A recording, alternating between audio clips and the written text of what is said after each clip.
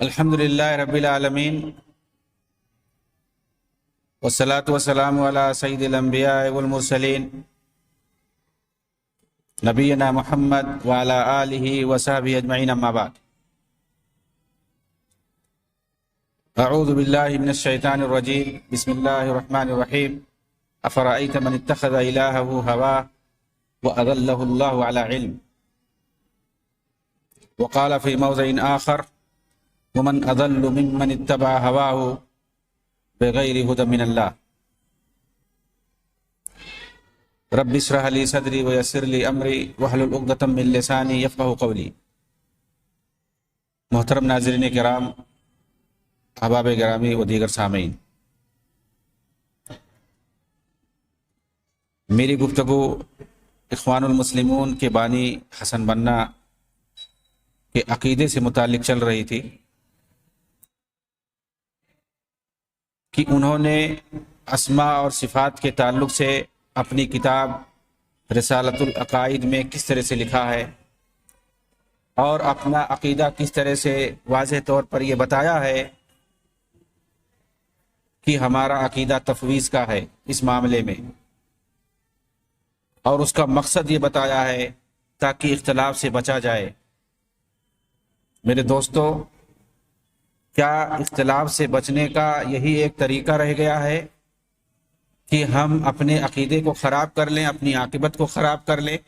اللہ رب العالمین کی ذات اور اس کے اسماء اور صفات کے اندر ہم اپنے عقیدے کو برباد کر لیں محض اس لیے کہ لوگ ناراض ہو جائیں گے؟ کیا صحابہ کرام رضوان اللہ علیہم اجمعین، تابعین اور تبع تابعین اور دیگر اسلاف کرام نے جو عقیدہ رکھا تھا اللہ کی ذات اور اس کے اسماء اور صفات کے بارے میں،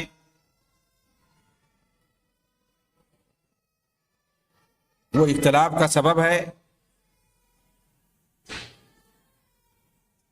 یا اختلاف کا سبب وہ لوگ ہیں جنہوں نے نیا نیا عقیدہ بنایا اور منطق اور فلسفہ کے ذریعے سے بہت سارے صفات کا، بہت سارے اسماء کا انکار کیا؟ ایسے لوگوں کے بارے میں اللہ تعالیٰ نے فرمایا ہے افرأیت من اتخذ الہہ ہواہ واضلہ اللہ علی علم۔ کیا دیکھا آپ نے اس شخص کو جس نے اپنی خواہشات کو اپنا معبود بنا لیا اور اللہ نے اسے باوجود علم کے گمراہ کر دیا؟ یہ جانتے ہیں اس کا معنی کیا ہے، یہ جانتے ہیں اس کا مفہوم کیا ہے، یہ پھر بھی انکار کر رہے ہیں کہ مجھے نہیں معلوم ہے۔ یہ اپنے خواہشات کے بندے ہیں اور اپنی خواہشات کی انہوں نے پیروی کر لی، اسے معبود بنا لیا ہے، اس لیے وہ سمجھنے کے باوجود بھی، جاننے کے باوجود بھی انکار کر رہے ہیں کہ ہم نہیں جانتے ہیں۔ اللہ رب العالمین نے مزید فرمایا ومن اضل ممن اتبع هواه بغیر هدى من اللہ، اور اس شخص سے زیادہ گمراہ کون ہو سکتا ہے جس نے اپنی خواہشات کی پیروی کر لی اللہ کی طرف سے بغیر کسی ہدایت کے۔ ہمیں ہدایت کی دعا کرنی چاہیے اللہ رب العالمین کی طرف سے۔ اللہ کی طرف سے جب تک ہدایت نہیں ملے گی، خواہشات کی پیروی کرتے رہیں گے۔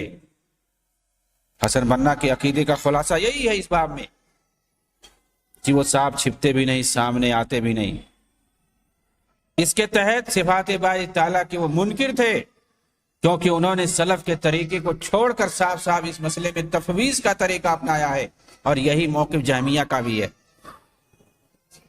اور علامہ ابن تیمیہ نے یہ ثابت کیا ہے کہ چاہے وہ اہل تفویض ہو یا اہل تعویل ہو، دونوں برابر ہیں۔ اہل سنت والجماعت کے مقابلے میں دونوں برابر۔ تعویل جو کرتے ہیں اور جو تفویض کرتے ہیں دونوں برابر ہیں، ایک ہی کیٹیگری کے ہیں۔ چنانچہ حسن بننا نے اپنے رسالے العقائد کی صفحہ 33 میں یہ آیت ذکر کرتے ہیں اللہ الذی رفع السماوات بغیر عمد ترونہا ثم استوى علی العرش۔ اللہ کی ذات وہ ہے جس نے آسمان کو بلند کر دیا بغیر ستونوں کے، جسے تم دیکھ رہے ہو، اس کے بعد وہ عرش پر مستوی ہو گیا، پھر وہ عرش پر مستوی ہوگا ثم استوى علی العرش۔ یہ آیت کو وہ ذکر کرتے ہیں، پھر کہتے ہیں اسی طرح کی آیتیں ہیں اس کے علاوہ بھی جن سے وجود باری تعالیٰ کا پتہ چلتا ہے، اور ان سے کارخانے قدرت میں تصرف باری کا استدلال کیا جاتا ہے۔ جبکہ اس سے پہلے صفحہ 15 پر لکھتے ہیں کہ جب یحییٰ ابن معاذ سے پوچھا گیا کہ رب ذوالجلال کی کیا حقیقت ہے، تو کہا ایک قدرت والا بادشاہ۔ کہا گیا وہ کہاں ہے؟ جواب دیا وہ گھات میں لگا ہوا ہے۔ ان ربک لبالمرصاد، تمہارا رب گھات میں لگا ہوا ہے۔ سائل نے کہا میں اس بارے میں نہیں پوچھ رہا ہوں، تو کہا پھر اس کے علاوہ جو کچھ ہے وہ سب ایک مخلوق کی صفت ہے۔ اس کے علاوہ جو کچھ ہے وہ ایک مخلوق کی صفت ہے، مطلب ہم اس کے علاوہ جو کچھ ہے وہ مانتے ہی نہیں ہیں۔ لیکن جہاں تک ذات باری کی صفت کا تعلق ہے تو میں تمہیں اس کے بارے میں بتا چکا، ان ربک لبالمرصاد، وہ گھات میں لگا ہوا ہے۔ یہاں کون سی صفات ہے؟ آگے حسن بنا کہتے ہیں اب یہ تمہارے ارادے اور قوت کی بات ہے کہ مخلوقات کے اندر غور و فکر کے ذریعے اور لازمی صفات پر عقیدہ رکھ کر اپنے رب کی عظمت کا اندازہ کیسے لگا سکتے ہیں۔ مذکورہ کلام کے اندر علو باری تعالیٰ اور عرش پر اس کے مستوی ہونے کا انکار لازم آتا ہے، اور یہ جہمیہ کا قول ہے کہ اللہ تعالیٰ اوپر نہیں ہے۔ چنانچہ وہ کہتے ہیں اللہ تعالیٰ نہ تو اوپر ہے، نہ ہی نیچے ہے، نہ دائیں ہے نہ بائیں ہے، نہ سامنے ہے نہ ہی پیچھے ہے، بلکہ اللہ تعالیٰ ہر جگہ موجود ہے، نعوذ باللہ۔ اور یہی وہ جہمی عقیدہ ہے جو صوفیوں کا ہے، اللہ تعالیٰ ہر جگہ موجود ہے، یہی صوفیوں کا عقیدہ ہے جو جہمیوں کا عقیدہ ہے۔ اور اسی فاسد عقیدے کو حسن بنا بھی مانتے تھے، اسی کو وحدت الوجود کہتے ہیں، ہر چیز کے اندر اللہ کے وجود کو یہ مانتے ہیں۔ اور حسن بنا اسے اشعار کی شکل میں گنگناتے بھی تھے، فَالْكُلُّ دُونَ اللَّهِ إِنْ حَقَّقْتَهُ عَدَمٌ عَلَى التَّفْصِيلِ وَالْإِجْمَالِ، کہ اللہ کے علاوہ جو کچھ بھی ہے وہ کچھ نہیں ہے، تفصیلی طور پر، اجمالی طور پر، ہر اعتبار سے اللہ کے علاوہ کچھ ہے ہی نہیں، اللہ تعالیٰ کے علاوہ کچھ ہے ہی نہیں۔ اس کا مطلب کیا ہوتا ہے؟ یعنی جو کچھ ہے وہ سب اللہ ہے، نعوذ باللہ۔ اور معلوم ہونا چاہیے کہ جو لوگ اللہ تعالیٰ کی فوقیت کا انکار کرتے ہیں، اس کے علو کا انکار کرتے ہیں، وہ فرعون کے پیروکار ہیں، جس کے بارے میں اللہ تعالیٰ نے فرمایا وَقَالَ فِرْعَوْنُ يَا هَامَانُ ابْنِ لِي صَرْحًا لَعَلِّي أَبْلُغُ أَسْبَابَ السَّمَاوَاتِ فَأَتَّلِيَ إِلَىٰ إِلَٰهِ مُوسَىٰ وَإِنِّي لَأَظُنُّهُ كَاذِبًا وَكَذَلِكَ زُيِّنَ لِفِرْعَوْنَ سُوءُ عَمَلِهِ وَصُدَّ عَنِ السَّبِيلِ وَمَا كَيْدُ فِرْعَوْنَ إِلَّا فِي تَبَابٍ۔ فرعون نے کہا اے حامان میرے لیے ایک بالا خانہ بنا، شاید کہ میں آسمان کے جو دروازے ہیں ان دروازوں تک پہنچ جاؤں اور موسیٰ کے معبود کو جھانک لوں، جھانک کے دیکھ لوں، اور بے شک میں سمجھتا ہوں کہ وہ جھوٹا ہے۔ نہیں مطلب اوپر جاؤں تو میں جاؤں گا اوپر، جیسے یہ لوگ بول رہے ہیں، یہ موسیٰ اور ان کے پیروکار جو کہہ رہے ہیں کہ اللہ اوپر ہے، تو میں جا کے دیکھتا ہوں کہاں ہے، وہاں کچھ نہیں ملے گا۔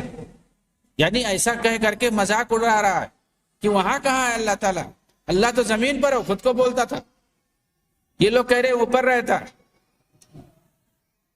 تو معلوم ہونا چاہیے کہ جس طرح سے فرعون نے انکار کیا تھا کہ اوپر اللہ نہیں ہے، ویسے یہ لوگ وحدت الوجود والے فرعون کے پیروکار ہیں، اللہ کی فوقیت کا انکار کرتے ہیں، عرش پر رہنے کو انکار کرتے ہیں، اس کے وجود باری کو اور ہر جگہ مانتے ہیں۔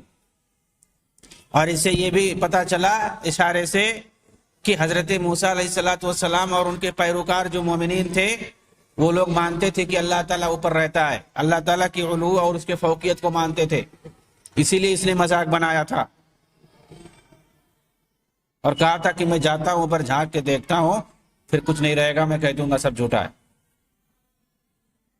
اور اسی طرح فرعون کی بدکاریاں اسے بھلی دکھائی دی اور وہ راہ حق سے روک دیا گیا، اور فرعون کی ہر ہیلہ سازی تباہی ہی میں رہی، یعنی وہ تباہ ہو کر کے رہا، اس کا جو ہے کوئی ہیلہ اور اس کی کوئی مکاری کام نہیں آ سکی اسے۔ اور یہ روایت مشہور ہے، یہ واقعہ مختلف حدیث کی کتابوں میں، معاویہ بن حکم السلمی رضی اللہ تعالیٰ عنہ کی، یہ کہتے ہیں ان کا اپنا واقعہ، कानत ली जारिया तरा गनमन ली क़िबल उहुदिन वल जवानिया फत्तलातु ज़ात यौमिन फ़इज़ा ज़ीबु कज़हब बिसातिन मिन गनमिहा व अना रजुलुम मिन बनी आदम आसफु कमा यासफून लाकिन्नी सकक्तुहा सक्कतन फ़अतैतु रसूलल्लाहि सल्लल्लाहु अलैहि वसल्लम फ़अज़्ज़म ज़ालिका अलैया क़ुल्तु या रसूलल्लाह अफ़ला उअतिकुहा क़ाल इअ्तिनी बिहा फ़अतैतुहु बिहा फ़क़ाल लहा ऐन अल्लाह क़ालत फ़िस्समा क़ाल मन अना क़ालत अंत रसूलुल्लाह क़ाल अअतिक़हा फ़इन्नहा मुमिना। सैयदना मुआविया इब्न हकम सुलमी रज़ी अल्लाह तआला अन्हु से रवायत है, कहते हैं कि मेरी एक लौंडी थी, ये उहुद पहाड़ और जवानिया की तरफ मेरी बकरियां चराया करती थी। एक दिन मैंने देखा कि एक भेड़िए ने हमला करके एक बकरी लेके भाग गया। मुझे गुस्सा आ गया, चुनांचे बशरी तकाजे के मुताबिक मैंने उस लौंडी को एक थप्पड़ मार दिया। फिर मुझे अफसोस हुआ तो मैं रसूलुल्लाह सल्लल्लाहु अलैहि वसल्लम की खिदमत में भागा हुआ आया। आपने इसे मेरे लिए बड़ा मामला बताया कि तुमने बहुत गलत किया उसको मार के। मैंने अर्ज किया, या रसूल अल्लाह, क्या मैं इसे आजाद कर दूं? फरमाया, उसे मेरे पास ले आओ। चुनांचे मैंने उसे हाजिर किया। आप सल्लल्लाहु अलैहि वसल्लम ने उससे सवाल किया, अल्लाह कहाँ है? ऐन अल्लाह, अल्लाह कहाँ है? उसने जवाब दिया, फिस्समा, अल्लाह आसमान में। आप सल्लल्लाहु अलैहि वसल्लम ने दूसरा सवाल किया, मन अना, मैं कौन हूं? उसने जवाब दिया, अंत रसूलुल्लाह, आप अल्लाह के रसूल हैं। उसके बाद आपने फरमाया, इसे आजाद कर दो क्योंकि ये मोमिना है। अअतिक़हा फ़इन्नहा मोमिना, इसे आजाद कर दो, ये मोमिना है। इस वाक़े से हमें क्या पता चला? उस वक्त लोगों का ज़हन सादा था। ये जो आजकल के जो वहदतुल वजूदी जो सूफी हैं, मुअत्तिला, जहमिया और ना जाने कितने फिरके पैदा हो गए हैं, मुफव्विज़ा, वाक़िफ़ा, मुअतज़िला, ख़वारिज, ये सारे फिरके नए नए अकीदे लेकर के गढ़ करके आ गए हैं। क्या ये सब अल्लाह के रसूल के ज़माने में थे? सहाबा के ज़माने में थे? सादा उनका अकीदा था, जो कुरान और हदीस से जो चीज़ साबित होती, उन्हें मालूम था कि सातों आसमान के ऊपर अर्श है और अर्श पर अल्लाह रब्बुल आलमीन मुस्तवी है। एक मामूली लौंडी को मालूम था कि अल्लाह ताला कहाँ, और इसको अल्लाह के रसूल सल्लल्लाहु अलैहि वसल्लम ने बुनियाद बनाया उसके मुसलमान होने, उसके मोमिन होने पर, कि जिसका ये ना अकीदा हो कि अल्लाह ताला अर्श पर मुस्तवी है ऊपर, और जो ये कहे कि नीचे है, हर जगह है, वो मोमिन नहीं हो सकता है जब तक वो ये ना माने कि अल्लाह ताला अर्श पर मुस्तवी है। क्योंकि अल्लाह के रसूल सल्लल्लाहु अलैहि वसल्लम ने इसको बुनियाद बनाया है और कहा है कि ये मोमिना है। ये ऐसी बात कह रही है, ऐसा अकीदा अगर इसका है तो ये मोमिना है। अल्लामा लालकाई एक बहुत बड़े इमाम अहले सुन्नत हैं। इन्होंने अपनी मशहूर किताब शरह सुन्ना के अंदर ये रवायत नकल किया है। अन शकीक क़ाल क़ुल्तु लि अब्दिल्लाह इब्न मुबारक कैफ़ नअरिफ़ु रब्बना अज़्ज़ व जल क़ाल फ़िस्समाइ अस्साबिअति अला अर्शिही वला नक़ूलु कमा तक़ूलुल जहमिय्या अन्नहु हाहुना फ़िल अर्ज़ फ़क़ील हाज़ा लि अहमद इब्न हम्बल फ़क़ाल हाकज़ा हुआ इंदना। शकीक से रिवायत है कि मैंने अब्दुल्लाह इब्न मुबारक से अर्ज किया। अब्दुल्लाह इब्न मुबारक ये दूसरी सदी हिजरी के असलाफ़े किराम में से हैं, ये सल्फ़े सालिहीन में इनका शुमार होता है। शकीक कहते हैं कि मैंने अब्दुल्लाह इब्न मुबारक जो बहुत बड़े मुहद्दिस गुजरे हैं, उनसे मैंने अर्ज किया, हम अपने रब को कैसे जान सकते हैं? कैफ़ नअरिफ़ु रब्बना अज़्ज़ व जल, हम अपने रब को कैसे जान सकते हैं? फरमाया, हमारा रब सातवीं आसमान में अर्श पर है। बिल्कुल वही बात जो उस लौंडी ने कही थी अल्लाह के रसूल के सामने, फिस्समा, आसमान में। अब्दुल्लाह इब्न मुबारक भी 200 साल के बाद वही जवाब दे रहे हैं। क्या कह रहे हैं? फिस्समा अस्साबिअ अला अर्शी, आसमान में है, अल्लाह रब्बुल आलमीन सातवें आसमान में अर्श के ऊपर है। इन्होंने जवाब दिया और कहा, لا نقول كما تقول الجہمیہ، ہم جہمیہ کی طرح یہ نہیں کہیں گے کہ زمین میں بھی ہے، یہاں بھی ہے، وہاں بھی ہے۔ کہتے ہیں یہی بات امام احمد بن حنبل سے بھی کہی گئی، یہی بات آپ سے بھی پوچھی گئی، تو آپ نے بھی کہا کہ ہمارا بھی یہی عقیدہ ہے۔ یعنی جو عقیدہ عبداللہ ابن مبارک نے بتایا ہے اللہ کی ذات اور اس کے وجود باری کے بارے میں، ہمارا بھی وہی عقیدہ، ہم بھی وہی عقیدہ رکھتے ہیں کہ اللہ تعالیٰ آسمان میں عرش پر مستوی ہے، یہی عقیدہ ہمارا بھی۔ امام احمد کا عقیدہ، عبداللہ ابن مبارک کا عقیدہ، نبی صلی اللہ علیہ وسلم کے زمانے میں جو لونڈی تھی وہی عقیدہ سب برابر دکھ رہا۔ یہ اہل سنت کا عقیدہ، یہ سلف صالحین کا عقیدہ، یہ صحابہ کا عقیدہ ہے۔ اس عقیدے سے جو دوسرا عقیدہ رکھتے ہیں وہ بھٹکے ہوئے ہیں، وہ گمراہ ہیں، انہوں نے نیا عقیدہ نکالا ہے اپنا، اور الگ الگ سب نام رکھ لیا ہے، سیدھا سیدھا نہ ہم کیفیت بیان کریں گے، نہ تصویر بیان کریں گے۔ یہ سب تو بعد میں آیا، اسی لیے انکار کرنا پڑتا ہے کہ ہم نہ یہ کہیں گے نہ یہ کہیں گے۔ ہمارے یہاں سادہ جیسا ہے ویسے ہم مانتے ہیں۔ ہم یہ کیوں کہتے ہیں نہ ہم تعطیل نہ ہم تعویل کریں گے، نہ اس کو چھوڑیں گے کہ چھوڑ دیں، یا نہ ہم اس کو انکار کر دیں، یا اس کے اندر تحریف کریں، معنی بدل دیں، تعویل کریں، کیفیت بیان کریں، تشبیہ بیان کریں، یہ سب ہم کیوں کہتے ہیں؟ ان چاری چیزوں سے ہم کیوں انکار کرتے ہیں؟ کیونکہ یہ سب بعد میں گڑھا گیا۔ اس لیے ان تمام چیزوں سے بعد میں جتنے عقائد گڑھے گئے ہیں اسماء اور صفات کے بارے میں، اور نئے نئے سوچے چھوڑے گئے ہیں، ان سب کا ہم انکار کرتے ہیں۔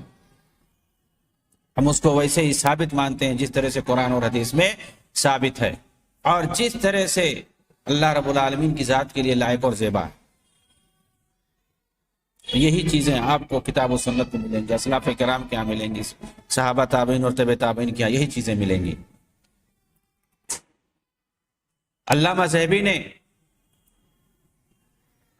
عبداللہ ابن احمد بن حنبل کی کتاب الرد علی الجہمیہ، عبداللہ ابن احمد یعنی امام احمد کے یہ لڑکے ہیں، ان کی کتاب ہے الرد علی الجہمیہ، جہمیہ کے رد میں انہوں نے کتاب لکھی ہے۔ تو علامہ ذہبی نے عبداللہ ابن احمد کی جو کتاب ہے الرد علی الجہمیہ، اس کے حوالے سے اپنی کتاب العلو کے اندر نقل کیا۔ تو علامہ ذہبی کی کتاب کا نام ہے العلو، کتاب العلو۔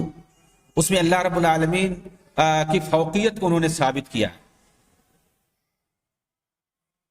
جو لوگ دراصل کہتے ہیں کہ اللہ ہر جگہ ہے، نہیں یہ مانتے ہیں کہ اپنی ذات اور وجود کے اعتبار سے اللہ تعالیٰ اوپر ہے۔ اس کے اندر انہوں نے ثابت کیا کہ اللہ رب العالمین اپنی ذات اور وجود کے اعتبار سے اوپر ہے، آسمان کے اندر عرش کے اوپر مستوی ہے۔ اس چیز کو انہوں نے اس کتاب کے اندر ثابت کیا۔ اور کہاں سے نقل کر رہے ہیں؟ امام احمد کے لڑکے نے جو الرد علی الجہمیہ کتاب لکھی وہاں سے باتیں نقل کر رہے ہیں۔ کہتے ہیں ان یزید ابن ہارون قال من زعم ان الرحمن علی العرش استوى على خلاف ما يقر في القلوب العامة فهو جهمي، والعامة مراد منهم من جمهور الامة واهل العلم۔ یزید بن ہارون نے کہا جس کا یہ عقیدہ ہو کہ عرش پر رحمان کے مستوی ہونے کا عقیدہ عام مسلمانوں کے خلاف ہے، وہ جہمی ہے۔ عام مسلمانوں کا مطلب کیا ہے؟ یعنی جمہور اہل علم اور سادہ عام مسلمان، کہ آپ کسی سے بھی جو ان تمام خرافات میں نہ پڑا ہو، اس سے آپ ایک سادہ ذہن والے مسلمان سے جب پوچھو گے اللہ کا ہے تو فوراً بتائے گا اوپر ہے۔ تو جو سادہ ذہن مسلمان کا جو عقیدہ ہو، اور جو جمہور اہل علم اہل سنت کا جو عقیدہ ہو، اس کے خلاف ہٹ کر کے جو عقیدہ رکھے گا وہ جہمی ہوگا، اس کے علاوہ کوئی نہیں ہو سکتا، یہ کہہ رہے ہیں۔ تو اسماء اور صفات کے باب میں حسن بنا کا عقیدہ بالکل وہی عقیدہ ہے جو اہل تعویل کا ہے، اور اہل تفویض اور اہل تعویل میں کوئی فرق نہیں ہے، جیسا کہ علامہ ابن تیمیہ رحمۃ اللہ علیہ نے واضح کر دیا ہے۔ تو اسماء اور صفات اللہ رب العالمین کی ذات اور اس تعلق سے جو عقیدہ ہے یہ ایک مسلمان کی زندگی میں بہت اہم ہے، ہمیں اسے سمجھنا ہوگا۔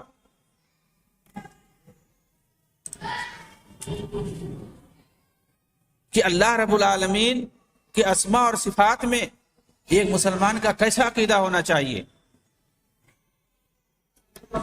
اللہ کے رسول صلی اللہ علیہ وسلم نے صحابہ کرام سے فرمایا، قیامت کے دن تم اپنے رب کو ویسے ہی دیکھو گے جیسے چاند کو دیکھ رہے ہو،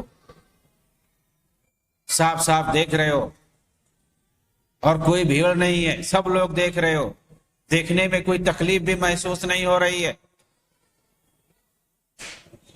اور یہاں بہت سارے فرقے کے لوگ اختلاف کرتے ہیں دیکھنے نہ دیکھنے کے بارے میں۔ معتزلہ کہتے ہیں کہ کبھی نہیں دیکھ سکتے ہیں، لن ترانی کا لفظ قرآن میں آ گیا ہے، جب قرآن میں آ گیا نہیں دیکھ سکتے ہیں تو اس کے ذریعے سے ہم کیسے مان لیں ایک حدیث کو؟ تو بہت سارے لوگ انکار کرتے ہیں، رؤیت باری تعالیٰ کا انکار کرتے ہیں، لیکن وہیں الٹا کچھ صوفیاء ہیں جو کہتے ہیں کہ دنیا میں ہی ہم دیکھ لیتے ہیں۔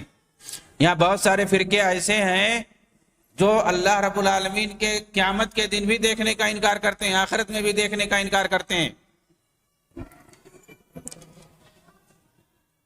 جبکہ قرآن میں صاف صاف وجوہ یومئذ ناظرہ الی ربہا ناظرہ، بہت سارے چہرے تر و تازہ ہوں گے جو اپنے رب کی طرف دیکھ رہے ہوں گے۔ دیکھ رہے ہوں گے اس کا کیا مطلب ہے؟ نہیں دیکھ رہے ہوں گے، یعنی جو اللہ کے نیک صالح بندے ہوں گے وہ جنت کے اندر اللہ کا دیدار کریں گے۔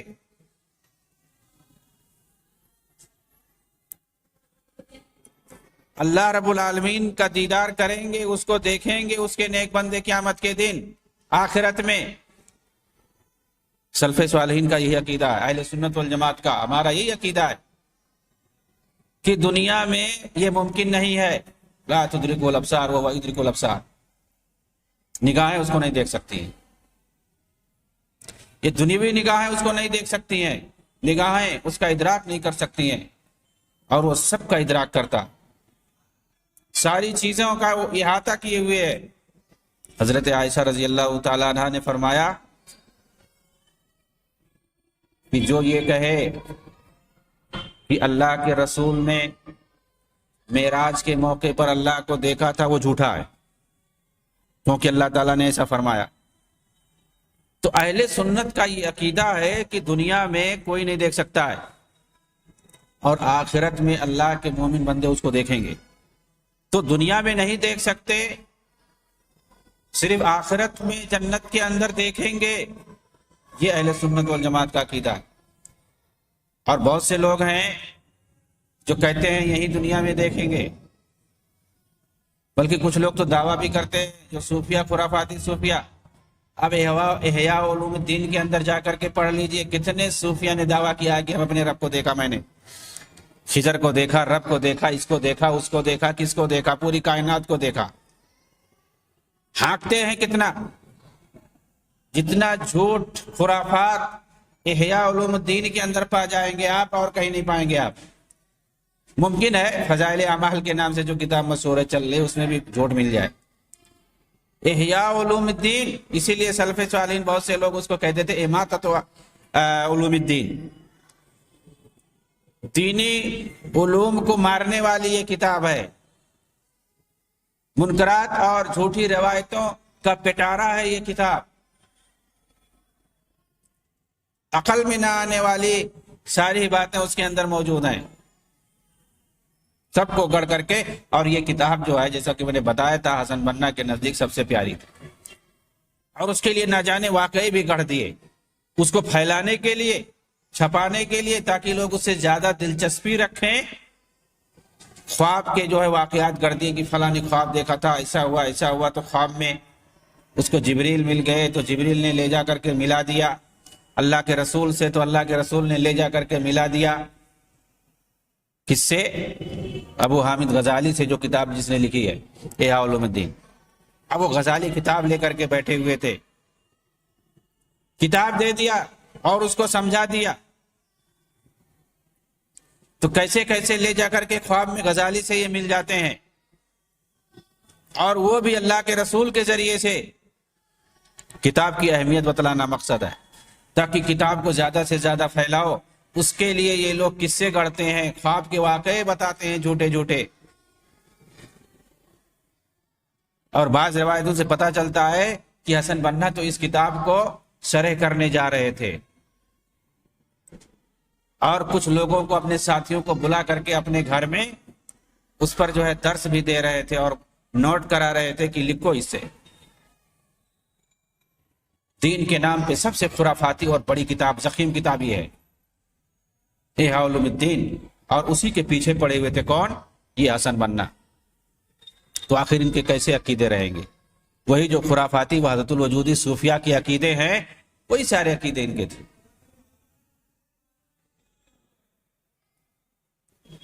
بہت سارے اس طرح سے خرافات ہیں۔ تو اہل سنت والجماعت کا، چاہے وہ رویت باری تعالیٰ ہو، اللہ رب العالمین کو کہاں دیکھ سکتے ہیں؟ بھائی اللہ رب العالمین کو اللہ کے رسول صلی اللہ علیہ وسلم نے معراج میں دیکھا یا نہیں دیکھا، اس میں بھی اختلاف ہے، جبکہ صحیح روایتوں سے پتہ چلتا ہے، حضرت عائشہ رضی اللہ تعالیٰ عنہ اور دوسرے صحابہ کے ذریعے سے جو روایتیں موجود ہیں اس کے ذریعے سے پتہ چلتا ہے کہ اللہ کے رسول نے نہیں دیکھا تھا، بلکہ بعض روایتوں کے نور انا یرا، اللہ کے رسول سے پوچھا گیا تو آپ نے کہا اللہ تو نور، ہم کیسے دیکھ سکتے ہیں؟ صاف صاف ہے۔ اور وہ واقعہ کافی ہے، حضرت موسیٰ علیہ السلام نے جو مطالبہ کیا تھا قرآن میں موجود ہے،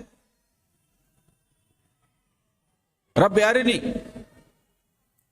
مطالبہ کیا تو اللہ رب العالمین نے کیا کیا؟ مجھے تو نہیں دیکھ سکتے، لن ترانی، لیکن ایسا کرو میرا نور پہاڑ پر میں ڈال رہا ہوں، اس کی جھلک تجلی کر رہا ہوں، اس کو دیکھ لو، اگر دیکھ لے سنبھل گئے تو مجھے دیکھ پاؤ گے۔ پھر کیا ہوا؟ خر موسیٰ صحیح کا تو بے ہوش ہو گئے، نور کی تجلی کو دیکھ کر بے ہوش ہو گئے، تو کہاں سے دیدار کر پائیں گے؟ لیکن دنیا کے اندر جو ایک انسان کی حالت ہے، آخرت میں ویسی نہیں ہوگی،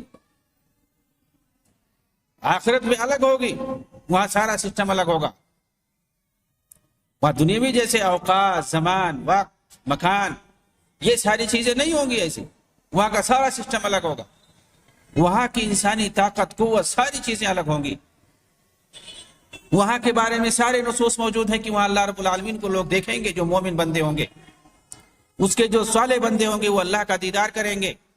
اور دنیا کے بارے میں تو اللہ نے خود کہہ دیا کہ یہاں تم مجھے نہیں دیکھ پاؤ گے، انبیاء سے انکار کر دیا ہے۔ تو جو سلف صالحین ہیں، جو اہل سنت ہیں، کتاب و سنت کو جو ماننے والے ہیں، وہ وہی چیز مانتے ہیں جو قرآن اور حدیث کے اندر آیا ہوا۔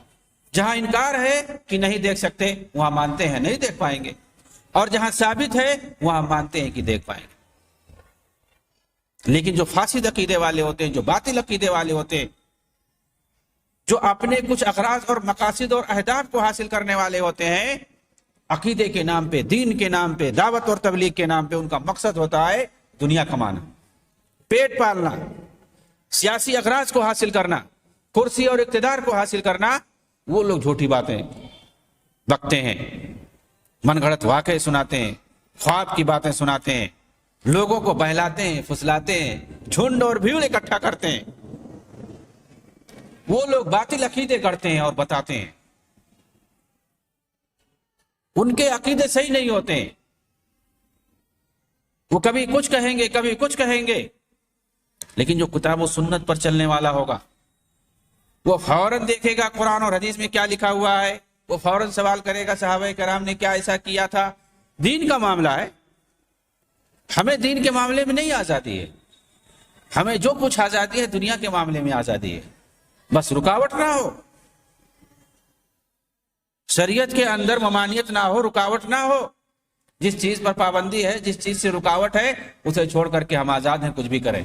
وہ دنیاوی معاملات میں، جہاں تک دینی معاملات ہے، شریعت ہے، عقیدہ ہے، اس میں ہم اپنی طرف سے نہیں کچھ کہہ سکتے ہیں۔ کتاب و سنت کے اندر جو لکھا ہے ہم صرف وہی کہہ سکتے ہیں۔ صحابہ نے جو کیا ہے، دین کے معاملے میں ہم وہی کر سکتے ہیں، اللہ کے رسول نے جو فرما دیا ہم وہی کر سکتے ہیں، کتاب میں قرآن کے اندر جو لکھا ہم صرف وہی کہہ سکتے ہیں۔ اللہ رب العالمین ہمارے عقیدے کو درست فرمائے، اسماء اور صفات ہو یا اللہ کی ذات باری تعالیٰ ہو، ان سب کے تعلق سے ہمارے عقیدے کو درست فرمائے، آمین۔ وآخر دعوانا الحمدللہ رب العالمین، والسلام علیکم ورحمۃ اللہ۔